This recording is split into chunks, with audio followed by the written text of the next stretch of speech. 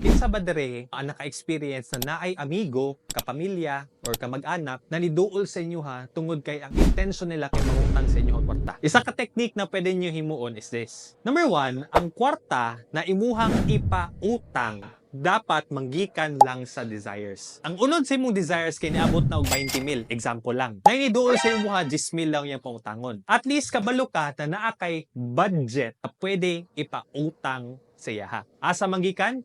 Sa desires, dili sa emergency. Ang emergency para man sa imuha o sa imong pamilya. Ang desires kay pwede para sa imuha or para sa laing tao. Number 2 is kung pwede lang, only lend the money that you can afford to lose. Magpahulam lang kag kwarta kanang okay lang na dili na mabalik sa imuha. Kaya mo magud na ang realidad. Inig mangutang sila, buutan kaayo, maluoy ka. Unya pag maningil na ikaw kay dautan. Masuko pa sa imuha. I-block pa ka sa Facebook. Tapos mag-post pa jud #blessed. Para dili ka malain, dili kay ka ma-hurt. Whatever tong kwarta na imong itunol sa iya ha, okay lang dapat na dili mabalik sa imuha. Ngano ina nang mindset? Para kung mabalik sa imuha, goods na ay prinsipyo tong tao na gipautangan nimo. Kung dili mabalik sa imuha, dili na ka masakitan nga naman. Because in the first place, imo nagi andaman na kaning kwarta, posible di na dyan mabalik. And last step, depende na lang sa inyo ha kung ganahan mo. Ayaw na lang pautanga, ihatag na lang. Tahay, ang unod si mo desire funds, 20 mil. Ang iyahang gusto utangon si mo kay 10 mil. Hunahuna ka, pila ba ang kwarta na willing nimo ihatag?